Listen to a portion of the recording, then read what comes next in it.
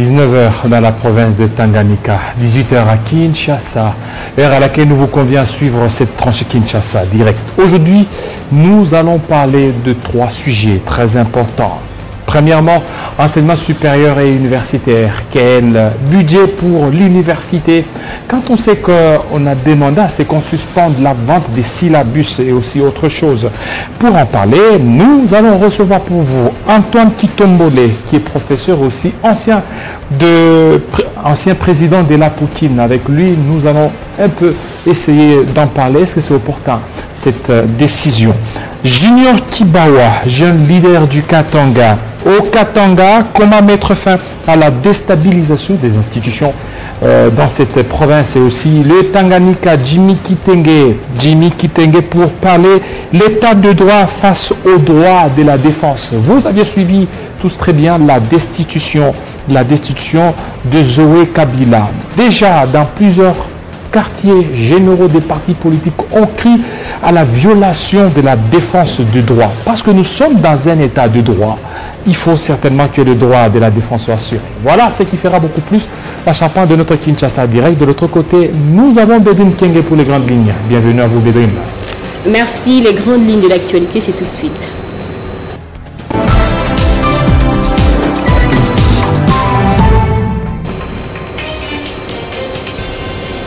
Un regain d'optimisme sur le plan international, une reprise de l'embellie des cours des métaux avec une quantité de recettes plutôt encourageante générée au cours du mois d'avril sur le plan national.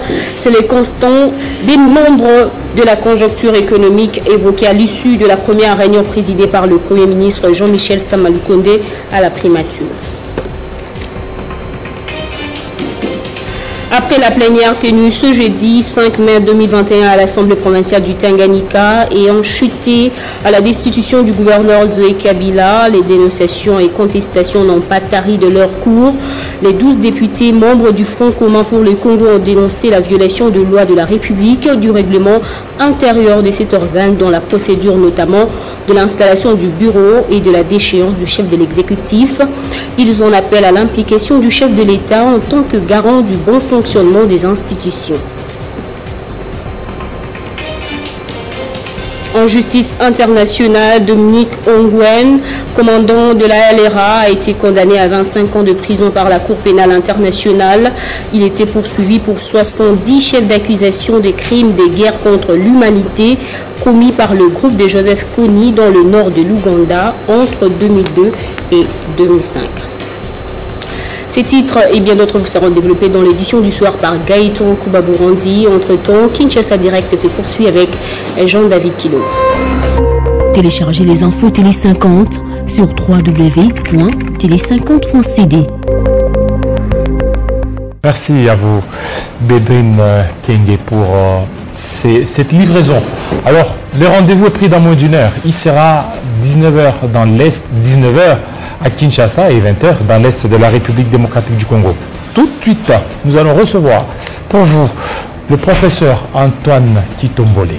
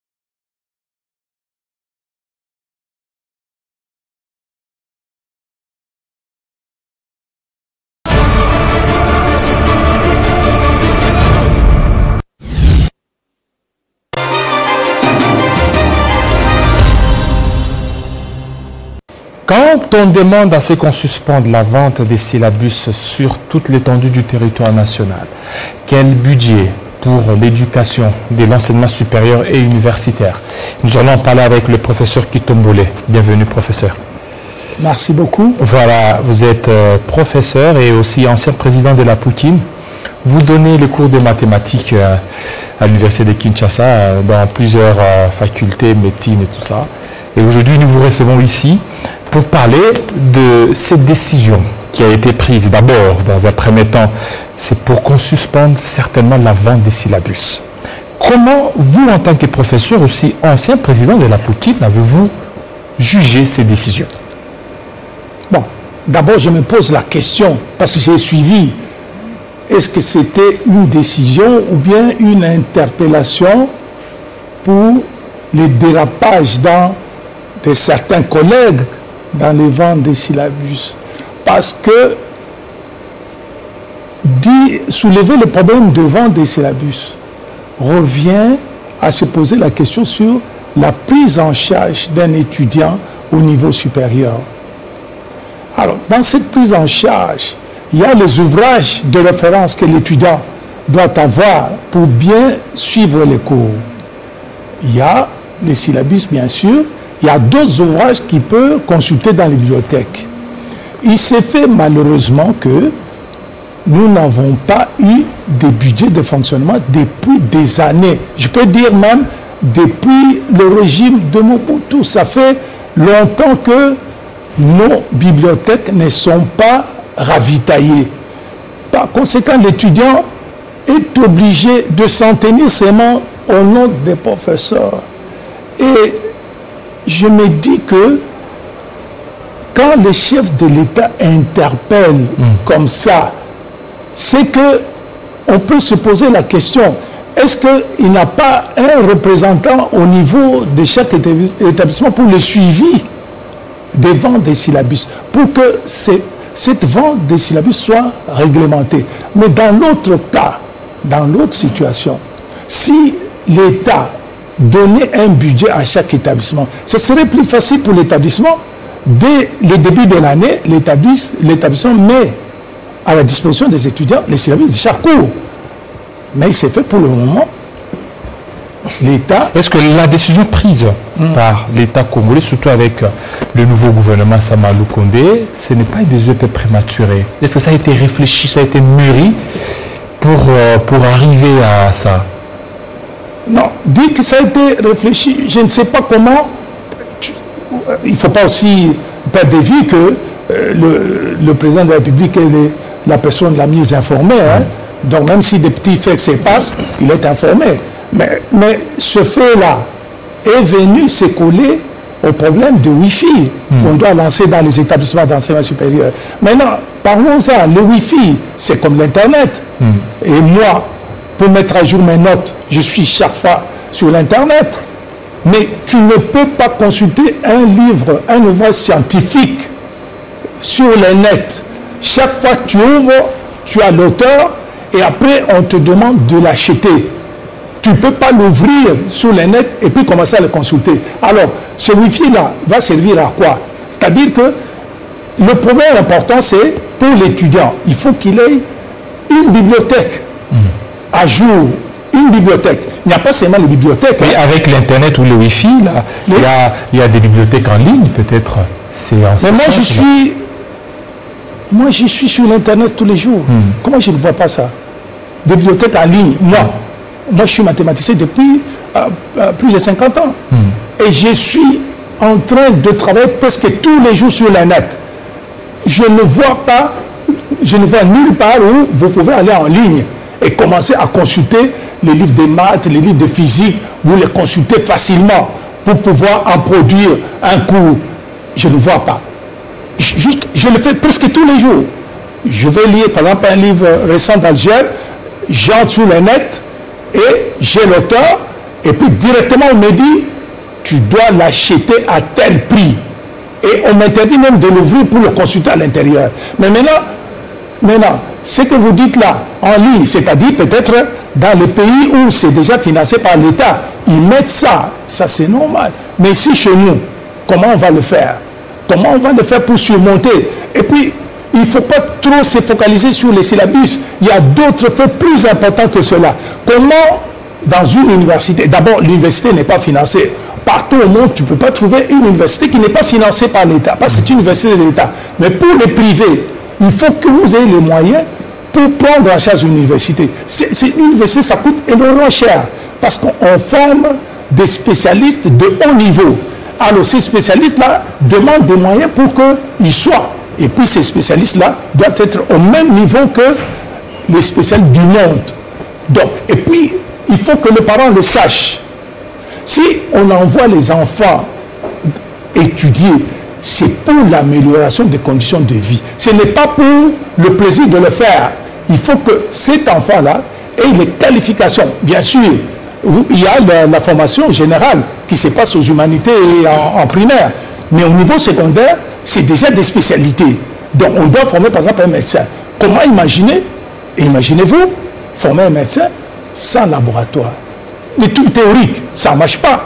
Comment voulez-vous former un physicien, un chimiste? Comment vous pouvez mettre en avant-plan le problème des syllabus quand d'autres problèmes, la bibliothèque, les labos, n'existent presque pas? Alors, mais voilà pourquoi je vous avais dit, est-ce que ça a été bien travaillé, cette décision?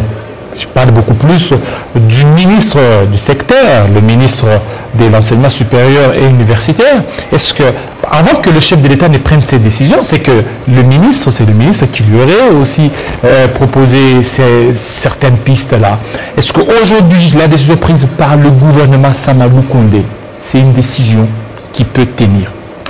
Non, moi, parce que à vous entendre parler, c'était une décision qui a été prise au niveau du gouvernement. Dans les comptes rendus du gouvernement, le premier conseil, on n'en a pas parlé. Par conséquent, ça ne peut pas être une décision du gouvernement. Hein? C'est tout à fait un effet comme ça du hasard qui est venu. Parce que si c'était du gouvernement, ça devait ressortir dans le compte rendu. Ce n'est pas dans le compte rendu, donc ça n'engage pas tellement le gouvernement. Alors je ne sais pas comment ils se sont arrangés entre le ministre et le président de la République pour qu'ils ressortent ce fait-là. Et ils ressortent ce fait-là en les liant au Wi-Fi. Mais est-ce qu'il y a une corrélation entre Wi-Fi et des syllabus? Non. Syllabus, ce sont des ouvrages de référence. Okay. Hein? C'est-à-dire, il y a un cours, le prof peut mettre à la disposition de l'étudiant un syllabus et puis conseiller aux étudiants d'aller aussi à la bibliothèque pour essayer de voir les ouvrages qui parlent presque de la même manière. C'est ça. Donc, c'est un ouvrage parmi tant d'autres où maintenant il faudrait que les bibliothèques soient aussi ravitaillées pour permettre à l'étudiant de se retrouver. Et dans les syllabus, mais ce n'est pas seulement les bibliothèques, mais il faut que l'étudiant passe aussi dans les labos. Donc, tout ça, ça fait que nous avons beaucoup de difficultés pour former complètement un étudiant ici. C'est-à-dire, le professeur fait un effort surhumain pour quand même maintenir ce qui est difficile à maintenir, c'est-à-dire former des hauts cadres dans les conditions de notre pays. C'est-à-dire le pays où on nous dit qu'il n'y a pas de moyens. Or, c'est un problème de confiance. Les moyens, c'est un problème de confiance. Si le peuple a confiance, vous aurez beaucoup plus de moyens. S'il n'en a pas, vous aurez difficilement. Et la confiance vient comment? Par votre gestion. Si dans votre gestion, le peuple se retrouve, vous aurez beaucoup de moyens. Mais si dans votre gestion, le peuple ne se retrouve pas, c'est difficile que vous ayez les moyens dont vous cherchez. Donc, pour revenir à l'enseignement, avec cette histoire de syllabus, les syllabus, c'est un petit rien dans la formation de l'étudiant. Quand on parle des syllabus, directement, on sous-entend la bibliothèque. Okay. Directement. Il ne faut pas enlever ça de la bibliothèque. Bon, maintenant, si vous parlez de la bibliothèque doit être enrichie. Il faut qu'il y ait des moyens pour que la bibliothèque soit à la page. Et ça fait combien d'années que nos bibliothèques ici ne sont pas. Maintenant, l'étudiant a la possibilité de consulter les ouvrages qu'il ne peut pas consulter sur la net dans les bibliothèques. Mais il se fait que ces bibliothèques-là sont presque à l'état primaire. Mais alors maintenant, alors tout revient au professeur pour qu'il cherche avec ses moyens de mettre à jour ces syllabus et puis de mettre à la disposition de l'étudiant. Mais le problème qui est là, c'est que c'est le chef d'établissement qui doit veiller à ce que cette vente respecte les normes. Ce n'est pas un problème qui doit quitter l'établissement pour se retrouver au sommet de l'État, comme si c'était un problème de vie ou de mort. Mais non. Donc moi, mon problème, c'est celui-là. Comment ces problèmes-là... Un problème bénin. Oui, un problème bénin, là, donc quelques dérapages, mais alors si on compare maintenant, on se dit, comparons avec ce qui est comparable. Quelqu'un qui détourne 10 millions, mais est-ce qu'on va dire que tous les Congolais détournent? Non, on va relativiser. Parce que la vente des syllabus, c'est 10 $, 20 $, 15 $. Non, c'est ce que j'ai dit. Ça doit être réglementé. Et ça doit ressortir la réalité du coût du syllabus. Et il ne faudrait pas que vous mettez 10 $, comme si ça ne mérite pas que l'étudiant le retrouve à 10 $. Donc, c'est ça mon problème. Et tout ça revient au chef d'établissement. S'il a les moyens, il récupère les soins, il les multiplie et il les met aux dispositions des étudiants. S'il n'en a pas, il va faire comment? Ou bien, bon, admettons qu'on dise qu'on supprime, il n'y a plus de syllabus. Comment les cours vont se donner? C'est-à-dire, le prof vient, il raconte, mais comment les étudiants vont suivre? Donc, ici, c'est un problème de prise en charge de l'étudiant congolais, pour qu'il soit compétitif par rapport aux autres nations. Les pays se développent. Et le seul moyen pour qu'on soit dans le train, c'est l'éducation qui soit aussi compétitive. Si l'éducation n'est pas compétitive, nous serons toujours les esclaves des autres. Voilà. Professeur, pour terminer, est-ce qu'il y a une réunion en vue avec le ministre sectoriel pour analyser cette question? Donc, comme je ne suis plus aux affaires, je ne saurais pas dire. Mais vous êtes professeur. Mais comme j'interviens, comme je donne les idées aujourd'hui, je crois qu'on doit en tenir compte. Parce que ça ne sert à rien de commencer à dire que... Bon, maintenant, parce que le président, il a même parlé en lingala, c'est encore plus profond pour que les gens comprennent. Alors, donc, il faudrait que, au même moment, on dit ça, au même moment, on met les moyens pour que, effectivement, ça améliore ce qui était en train de se faire jusque-là. Merci. Merci beaucoup, professeur Antoine Kitongolé. Vous avez répondu à toutes mes questions. Et donc, malgré les dérapages dans la vente des syllabus, vous demandez à ce qu'il y ait une réglementation. Absolument. Voilà, pour éviter tous ces dérapages. Merci. Merci beaucoup. C'est moi qui vous remercie. Voilà, que l'État congolais prenne toutes les dispositions. Alors, notre deuxième invité, quelques minutes. Voilà, notre deuxième invité, c'est tout de suite. Avec une superficie de 132 250 km², le Maniema est l'une des provinces de la République démocratique du Congo les plus enclavées. Les infrastructures routières, pour en parler, sont quasiment impraticables. Par conséquent, il est difficile de parcourir ces 7 territoires: Kabambare, Kailo, Kassongo, Kibombo, Lubutu, Pangui et Punya. Plusieurs points d'interrogation émergent sur l'état actuel de cette entité. Comment donc élucider ce que l'on peut qualifier d'inadéquation qui existe entre les communes de Mikelenge, Kasuku et Alungili vis-à-vis de la rive gauche et droite de la ville de Kindu, alors qu'en réalité la notabilité dans son ensemble baigne constamment dans des querelles intestines injustifiées. L'on se demande qui va donc créer l'unité tant voulue par ses fils et filles afin de booster le développement de cette province. Quel modèle de leadership conviendrait pour le désenclavement et l'émergence de cette province aurifère, mais presque laissée pour compte? Par ailleurs, quelle politique pour permettre à Sakima, autrefois Sominki et Bandro, de reprendre la production industrielle du coltan,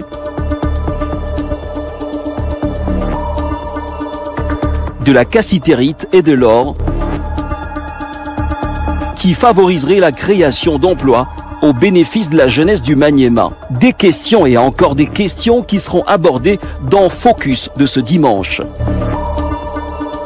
De Omari Leya à Augustin Moussafiri, en passant par Pierre Lecombé, Ramazani Chadari, Kayimbi Nestor, Gertrude Kitembo, Selenge Falai, Soumaïli Didi Manarat, Tutu Salomou, Jérôme Bekenge, qui est donc celui qui a participé au déclin, mais aussi et surtout à la descente aux enfers de la province. En perspective d'avenir, quel mécanisme mettre en place pour trouver de solutions durables qui feront souffler un vent de développement sur le plan économique, développemental et favoriser son désenclavement. Dans cette autre classe de notables influents du Maniema, composée notamment de Kitima Bin Ramazani, Zaidi Ngoma, Mamatata Pogno, Tambwe Mwamba, Jean-Marie Kalumba, Ngongo Luowo, Daito Mukolonga, Justin Kalumba, Athanase Matenda, Koko Nyangi, Lukunji Milambo Raphaël et Moussa Kamwankoubi. Nous désirons donc savoir qui a fait quoi exactement pour la province.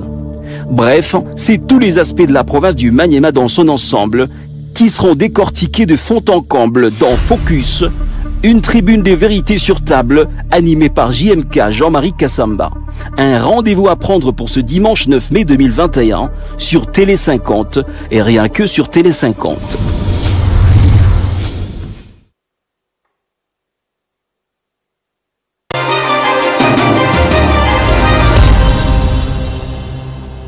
Comment mettre fin à la situation instable au niveau du Grand Katanga? Monsieur Junior Kibawa, bienvenue. Merci beaucoup, bonsoir. Voilà, ça. Il y a l'instabilité dans les Grands Katanga quand on voit que le gouverneur Mouyej Richard est ici à Kinshasa, le gouverneur Zoé Kabila, il est ici à Kinshasa et une fois ici, il y a une destitution qui a été organisée. On ne sait pas, peut-être ça sera Mouyej qui risquait aussi de tomber. Qu'est-ce qui se passe au niveau du Haut-Katanga? Du Grand Katanga. Du Grand Katanga. Merci beaucoup. Au niveau du Grand Katanga, il y a des officines qui sont contre le développement de l'espace Grand Katanga. Lorsque vous observez juste après les élections, lorsque je prends le cas du Olomami, il y a eu... ça fait 2 ans qu'il n'y a pas de gouverneur, il n'y a pas de gouvernement et la province est bloquée par rapport à son avancement. Mais pour les autres 3 provinces, le Haut-Katanga, le Lualaba ainsi que le Tanganyika, il y a des développements, des travaux de grande envergure que les gouverneurs ont lancés et des travaux de modernisation. Et ce sont des provinces pilotes de la RDC qui sont des porte-étendards de la RDC. Mais malheureusement, ce que nous commençons à vivre ces derniers temps, c'est qu'il y a des politiques de déstabilisation de ces provinces-là. Et ces politiques sont beaucoup plus menées par les natifs du Katanga et les originaires de là. Pas du tout, pas du tout. Il y a des officines ici à Kinshasa qui sont derrière cette déstabilisation. Parce que ce qu'on a suivi aujourd'hui, par exemple, avec la décision du gouverneur Zoé, c'est intolérable. Il n'y a pas plus d'une semaine que le chef de l'État réunit les députés de l'Union sacrée et il leur a demandé de mettre fin à ces histoires d'émotion des gouverneurs, ainsi de suite. Mais aujourd'hui, on vient de défier le chef de l'État. Alors, pensez-vous que ces gens-là veulent réellement le développement de ces provinces? Non. Voilà. Outre ça, il y a ce phénomène de Bakata Katanga qui continue toujours. On a suivi un acteur politique de l'espace katangais qui dit il y a certains caciques katangais, ce sont eux qui sont à la base de Bakata Katanga. La compréhension du phénomène Bakata Katanga ici à Kinshasa, elle est différente de nous qui sommes en province, de nous qui vivons en province. Comment ça? Ces gens-là, quand ils viennent, quand ils font leur incursion, d'abord, ils n'ont pas d'armes, ils viennent avec des amulettes, et notre armée étant sophistiquée, peut facilement les maîtriser et savoir la cause, les entendre, savoir le pourquoi ils sont en train de venir dans ce mouvement Bakata Katanga. Mais c'est que nous assistons lorsqu'il y a attaque, lorsque ces jeunes gens-là viennent en chantant, sans défense, c'est sans... Ils ne tuent pas qui sont là. Non, ils ne tuent pas. C'est pas comme Beni. À Beni, lorsqu'il y a des incursions, on tue la population. Mais au Katanga, au Lubumbashi, mais ça ces gens-là, au niveau des poètes, c'est là où ils font rage, ils sont même au niveau ça, ce sont des spéculations qui se font ici à Kinshasa. Lorsque vous posez la question à la population, ceux qui vivent à Poeto c'est calme. Ces gens-là viennent en chantant. Ce sont des jeunes gens qui viennent en chantant, mais malheureusement qu'on est en train d'user une force qui est disproportionnée par rapport à ces gens-là qui viennent. Il y a une seule solution. La seule solution à éradiquer ce mouvement-là, c'est le dialogue. Comme ce qu'on a fait ici avec le mouvement de Mboudou Diamaya, de Demanda Semi. C'est uniquement dialoguer avec ces gens-là. Ici, au Katanga, il y a eu ce mouvement de Maïmaï. Le dialogue a commencé avec le président Joseph Kabila. Il a réuni les notables. Jusque-là, ça continue toujours. Pas seulement les notables. L'ancien président honoraire, le président Joseph Kabila, avait initié ce dialogue-là. Et plusieurs seigneurs de guerre avaient rendu les armes. Comme les Tanda Imena, les Chinja Chinja, il y en a tant d'autres qui ont rendu les armes et aujourd'hui qui vivent paisiblement. Donc il faut écouter ces gens-là, il faut les approcher, il faut parler avec eux. Moi qui vous parle ici, j'étais au ministère de l'Intérieur en province. Nous étions en Brousse, nous sommes allés négocier avec Gédéon et Gédéon est revenu à Lubumbashi. Voilà un peu ça. À l'époque du ministre provincial Delphin Kassongo Kibale, nous étions là, nous étions en Brousse, nous sommes allés prendre Gédéon pour le ramener. Donc il y a des conflits ou des guerres qu'on ne peut pas terminer avec les armes. Parce que ça devient comme des guerres spirituelles. Vous vous battez avec les gens que vous ne voyez pas. D'où il faut négocier, il faut savoir négocier avec ces gens-là. Il faut aller les chercher, savoir ce qu'ils veulent. Mais comment négocier? Donc à chaque régime, chaque année, vous demandez toujours des négociations, alors que ça a été entamé avec le président Joseph Kabila. Oui, oui, donc ils veulent quoi outre ça? Parce que qui dit dialogue, ça ne va pas commencer. C'est ce que je dis. Oui. Il faut savoir dialoguer. Il faut savoir appeler ces gens-là et vous essayez de parler avec eux. Et quand vous parlez avec eux, ils vont vous donner leur doléance, ce qu'ils veulent, et que vous mettez les moyens à leur demande et le mouvement va prendre fin. On en a fait avec Gédéon, ça avait pris fin, mais ça a ressurgi. Oui, avec Gédéon, parce que vous parlez de Gédéon, mais Gédéon a fouillé. Oui, ça a ressurgi parce que peut-être que ce que lui avait demandé, ça n'a pas été tenu par le gouvernement. Et cela n'est pas de l'apanage du gouvernement provincial, mais du gouvernement central. Bien sûr, aujourd'hui nous avons le gouvernement de Orio, que dirige le Premier ministre Sama. Nous allons demander à ce gouvernement-là d'aller négocier avec ces gens-là, d'aller les chercher et négocier afin qu'il n'y ait plus ce mouvement-là et que la paix puisse être retrouvée. Comment il y a un sentiment d'insatisfaction dans ce qui se passe là, dans les chefs des... Apparemment. Mais apparemment, comment? Au niveau déjà du gouvernement Samalou Kondé, il y a 7 ministres qui sont issus de l'espace Grand Katanga. Oui, ça ne suffit pas seulement d'avoir des ministres issus de l'espace Grand Katanga. Non, il ne suffit pas seulement d'avoir des ministres issus de l'espace Grand Katanga. Là, je parle du dialogue avec les concernés, ceux dont on dit les Bakata Katanga. Il faut aller dialoguer avec eux. Il faut aller parler avec eux. Et ça doit venir de l'impulsion du gouvernement central. Comme on a dialogué, comme il y a eu avec Bundu Dia Congo. Comme il y a eu avec Bundu Dia Mayala ici. Bundu Dia Mayala. Ils ont négocié, ils ont parlé, et Nimona Semi est rentré calmement et vit. C'est ce qu'il faut faire aussi dans le Katanga. Et aussi, nous allons demander au gouvernement, Sama. Et là, ce sont des seigneurs des guerres. Vous ne voyez pas qu'on est en train de les entretenir. Si on prend Bundu Diamayala, on prend Gédéon et on prend les autres. Non, c'est juste, il faut juste essayer de résoudre leurs problèmes, les problèmes qu'ils ont. Nimona ici a posé ces problèmes. Là, au Katanga, il faut aller aussi devant ces jeunes gens-là qu'on tue abusivement, aller négocier avec eux. Et ça doit venir de l'impulsion du gouvernement central et non du gouvernement provincial. Le gouvernement provincial a fait ce qu'il peut faire à son niveau et quitte au gouvernement central aussi de s'impliquer afin d'aller terminer une fois pour toutes cette histoire-là des Bakata Katanga. Merci beaucoup. Voilà. Quant aux autres, à d'autres choses, nous demandons à ce que monsieur le ministre actuel de l'Intérieur ou de l'Intérieur, voilà. Daniel Asselo. Voilà, qui puisse s'impliquer aussi afin que ces histoires d'émotions et autres puissent prendre fin. Hein, parce que là, les députés commencent maintenant, les députés provinciaux bien sûr, commencent maintenant à défier le chef de l'État. C'est devenu du chantage aussi. Voilà, le chef de l'État était contre. Donc c'est devenu maintenant quelque chose à faire. Donc l'argent. C'est le business Le actuellement. business. Voilà. Merci. Au cas contraire, nous allons demander la dissolution de ces assemblées provinciales. Voilà, c'est en perspective. Donc, nous allons encore en parler à long à large avec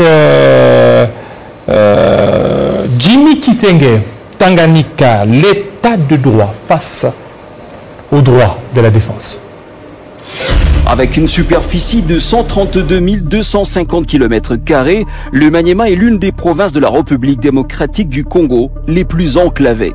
Les infrastructures routières, pour en parler, sont quasiment impraticables. Par conséquent, il est difficile de parcourir ces 7 territoires: Kabambare, Kailo, Kassongo, Kibombo, Lubutu, Pangui et Punya. Plusieurs points d'interrogation émergent sur l'état actuel de cette entité.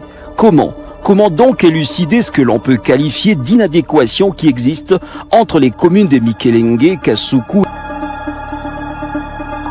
et Alungili vis-à-vis de la rive gauche et droite de la ville de Kindu, alors qu'en réalité la notabilité dans son ensemble baigne constamment dans des querelles intestines injustifiées. L'on se demande qui va donc créer l'unité tant voulue par ses fils et filles afin de booster le développement de cette province. Quel modèle de leadership conviendrait pour le désenclavement et l'émergence de cette province aurifère, mais presque laissée pour compte? Par ailleurs, quelle politique pour permettre à Sakima, autrefois Sominki et Bandro, de reprendre la production industrielle du coltan, de la cassitérite et de l'or, qui favoriserait la création d'emplois au bénéfice de la jeunesse du Maniema? Des questions et encore des questions qui seront abordées dans Focus de ce dimanche. De Omari Leya à Augustin Moussafiri, en passant par Pierre Lecombe, Ramazani Chadari, Kayimbi Nestor, Gertrude Kitembo, Selenge Falai, Soumaïli Didi Manarat, Tutu Salumou, Jérôme Bekenge, qui est donc celui qui a participé au déclin, mais aussi et surtout à la descente aux enfers de la province. En perspective d'avenir, quel mécanisme mettre en place pour trouver des solutions durables qui feront souffler un vent de développement sur le plan économique, développemental et favoriser son désenclavement. Dans cette autre classe de notables influents du Maniema, composée notamment de Kitima Bin Ramazani, Zaidi Ngoma, Mamatata Pogno, Tambwe Mwamba, Jean-Marie Kalumba, Ngongo Luowo, Daito Mukolonga, Justin Kalumba, Athanase Matenda, Koko Nyangi, Lukunji Milambo Raphaël et Moussa Kamwankoubi. Nous désirons donc savoir qui a fait quoi exactement pour la province. Bref, c'est tous les aspects de la province du Maniema dans son ensemble qui seront décortiqués de fond en comble dans Focus, une tribune des vérités sur table animée par JMK Jean-Marie Kassamba. Un rendez-vous à prendre pour ce dimanche 9 mai 2021 sur Télé 50 et rien que sur Télé 50.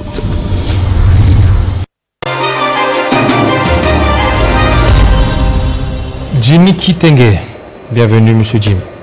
Merci beaucoup pour l'invitation, très cher Jean-David. Voilà, l'état des sièges a été décrété. Aujourd'hui, c'est l'entrée en vigueur de l'état des sièges dans les 2 provinces en proie à l'insécurité, le Nord Kivu ainsi que l'Ituri. Et le nominé ont commencé leur travail aujourd'hui. Jimmy Kitenge. D'abord, très cher Jean-David, cette décision est inopportune. Comment ça? Pourquoi? Parce qu'il ne faudrait pas bricoler au sommet de l'État. Il ne faudrait pas venir pour bricoler. Nous avons connu un précédent en République démocratique du Congo. Le précédent, c'est quoi? C'est que dans ce pays, nous avons connu 2 armées étrangères s'affronter à Kisangani. L'armée rwandaise sous le label du RCD Goma, l'armée ougandaise sous le label du MLC. Pourtant, le pouvoir de Kinshasa en son temps n'a pas décrété l'état de siège. Nous avons connu le général Moustapha faire une descente à Kitona et converger vers Kinshasa. Le pouvoir de Kinshasa en son temps n'a pas décrété l'état de siège. Nous avons connu l'épisode du général Nabiolo et Mutebusi à Goma. À Goma, c'était pendant les 1+4. Il n'y a pas eu état de siège. Nous avons connu en 2013 ici la prise de la ville de Goma par le M23. Ça, ce sont des situations extrêmes. Mais sous Mobutu, il y a aussi des États, il y a eu des États de siège qui ont été décrétés. On a vu des résultats qui ont été salués. Cher Jean-David, décréter l'état de siège, c'est une solution extrême. Avant d'atteindre les extrêmes, il faudrait que le mal puisse atteindre son paroxysme. Oui, mais c'est une situation qui a perduré. La situation, plus de 20 ans. Vous ne me laissez pas. Oui, allez-y, je vous écoute. J'étais en train de vous dire ici, Goma est tombé entre les mains du AM23. En 2013, Kabila n'a pas décrété l'état de siège.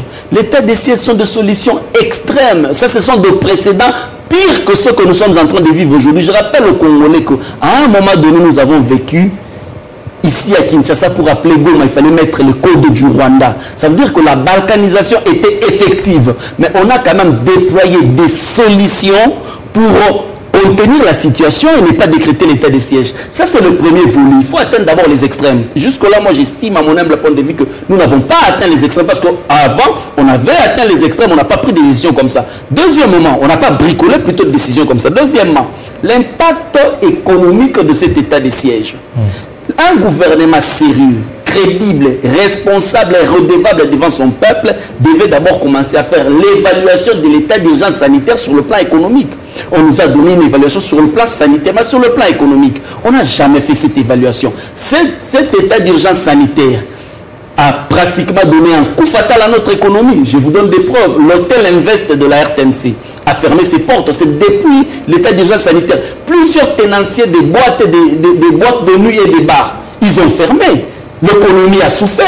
Pourtant, vous avez copié la France, vous avez copié les États-Unis. Les États-Unis ont injecté 1 000 milliards de dollars pour soutenir son économie. Pourtant, ce n'est pas le cas ici à Kinshasa. Ici à Kinshasa, les autorités sont dans de fêtes. Les autorités, c'est le paillette, c'est le champagne en train de boire, mais vous prenez des décisions irréfléchies.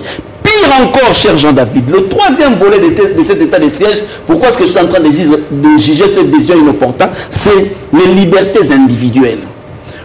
C'est quand même paradoxal que les gouvernements de la République démocratique du Congo puissent déployer 1600 commandos de la garde républicaine dans la ville de Lubumbashi. Mais le lendemain, demander un service de 1500 militaires kenyans en République démocratique du Congo. Voilà un peu le paradoxe. Imagine un peu, dans un contexte comme celui-là, vous avez les militaires étrangers. Seulement avec la police nationale congolaise, nos enfants de Béni ont manifesté et cette manifestation a subi une répression sans précédent. Et les enfants se sont retrouvés en prison. Non, c'est question de protéger ces enfants. Voilà pourquoi l'État n'a pas voulu laisser ces enfants comme ça. On ne protège pas les enfants en les jetant en prison. On ne protège pas les enfants en tirant les bombes lacrymogènes sur les enfants. Maintenant, tout ça, toute cette situation, nous l'avons su parce qu'il y a la presse. Nous l'avons su parce qu'il y a les réseaux sociaux. Nous l'avons su parce qu'il y a les libertés des mouvements des uns et des autres. Mais pendant l'état de siège, il n'y aura pas cet état de choses. Il n'y aura pas une presse libre. Et si les militaires étrangers commettaient des exactions en République démocratique du Congo, qui va dénoncer? Pas plus tard que hier, nous avons vu une vidéo circuler dans les réseaux sociaux où les personnels de la MONUSCO étaient en train de tabasser un Congolais comme un moins coréen. S'il n'y avait pas la presse, s'il n'y avait pas les réseaux sociaux, s'il n'y avait pas la liberté, mais il y aura la presse. Il y aura la presse. Non, vous avez suivi la conférence de presse du général Kassonga. Il a dit que l'armée n'a pas vocation à trop parler, l'armée n'a pas vocation à mettre tout ce qu'il est en train de faire à la disposition de la population. L'armée doit agir. Mais quand on est en train d'agir, certainement qu'il y aura aussi des bavures.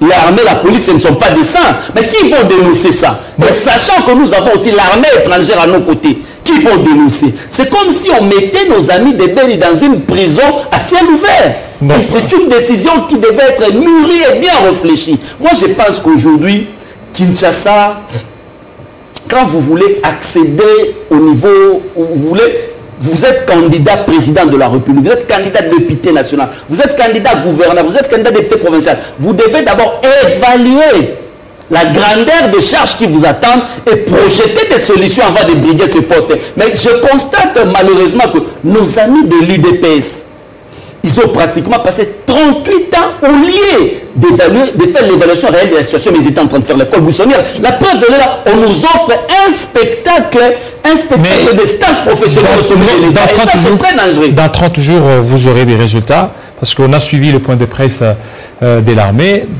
il y aurait des résultats. Donc nous attendons des résultats.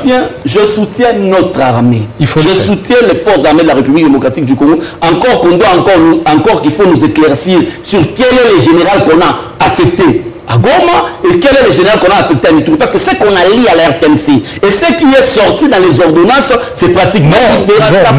Ça démontre une décision qu'on a colmatée, on a collé. Ça démontre l'amateurisme au sommet de l'État. Il y a eu des erreurs qui ont été vite corrigées. Tanganyika, parlons maintenant de Tanganyika. Aujourd'hui, il y a la destitution du gouverneur Zoé Kabila.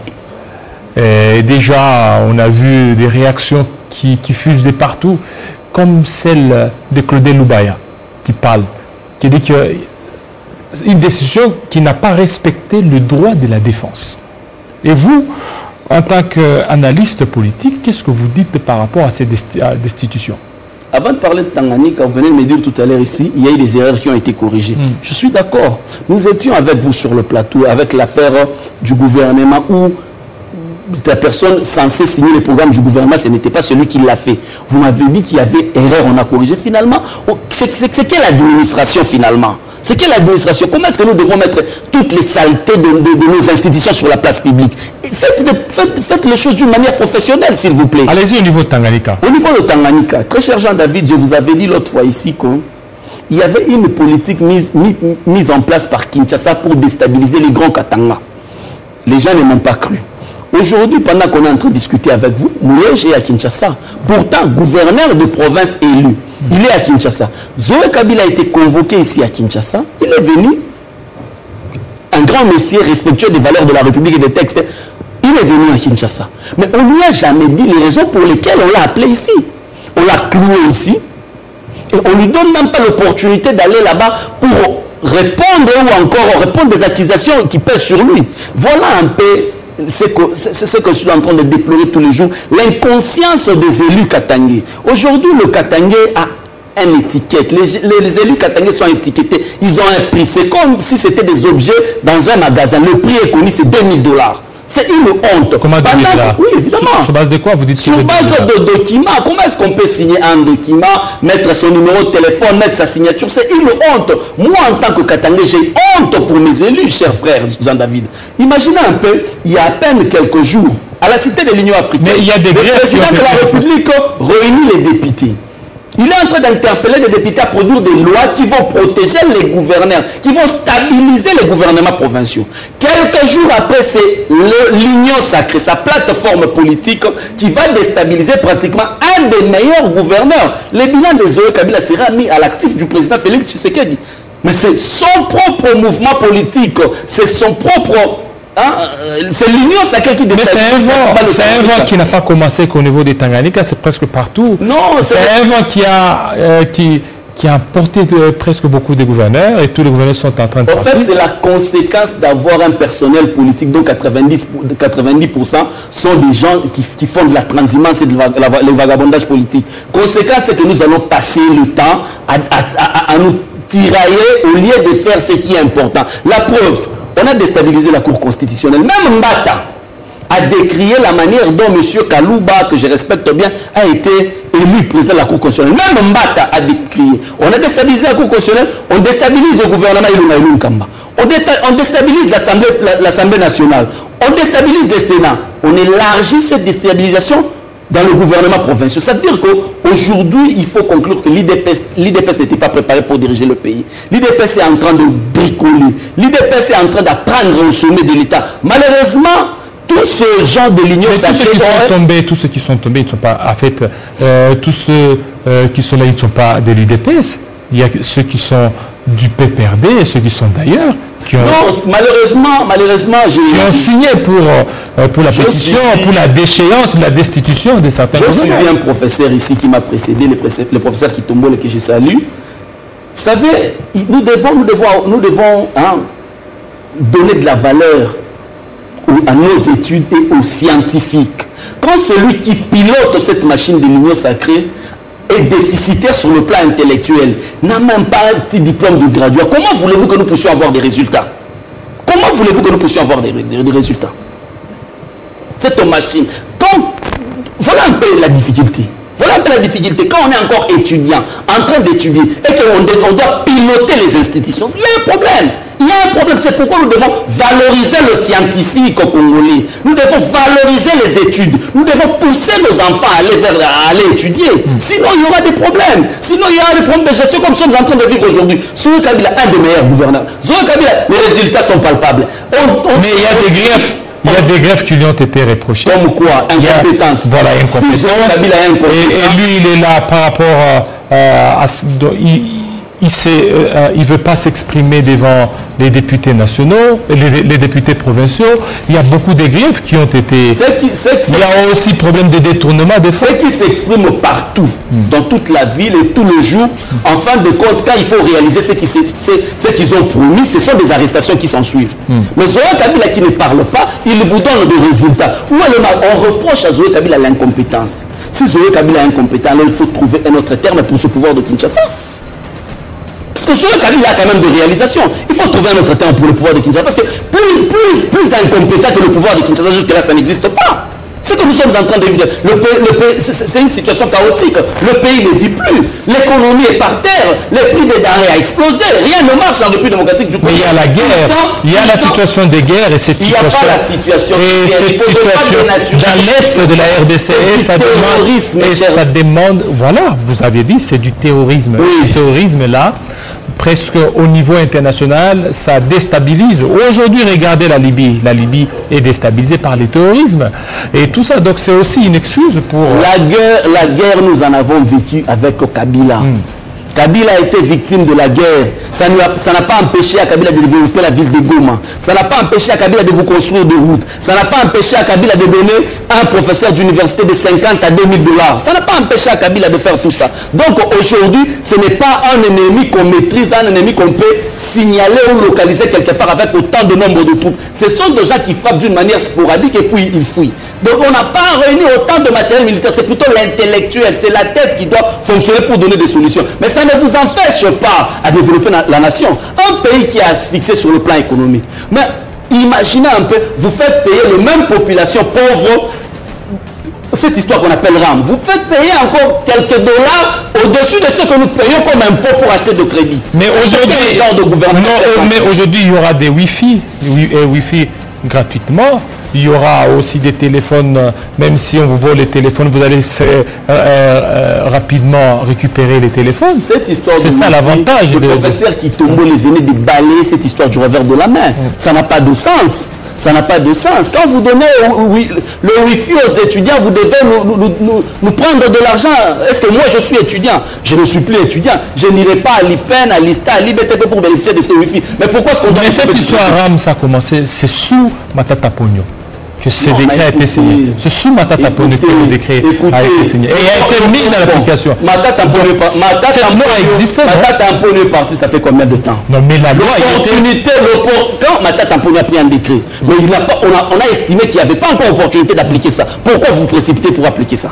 Non, mais pourquoi mais parce qu'il existe, non? Non, écoutez, cher Jean-David, il ne faudra pas bricoler au sommet de l'État. Il faut arrêter avec cette politique de bricolage. Quand on veut devenir ministre, président de la République, député national, député provincial, gouverneur, il faut évaluer la grandeur des défis qui vous attendent et projeter des solutions au lieu de bricoler au sommet. Merci beaucoup, monsieur Jimmy Kitenge, de votre passage sur ce plateau. Ça n'est fini, fidèles téléspectateurs. Restez branchés sur nos antennes de Télé 50. Tout à l'heure, la grande édition, ça sera avec Gaïta Koubabouranzi Shigerege Kabouya. Il sera 20h dans l'est de la République démocratique du Congo, 19h ici chez nous à Kinshasa. Portez-vous très bien, surtout restez branchés sur nos antennes de Télé 50. À très bientôt.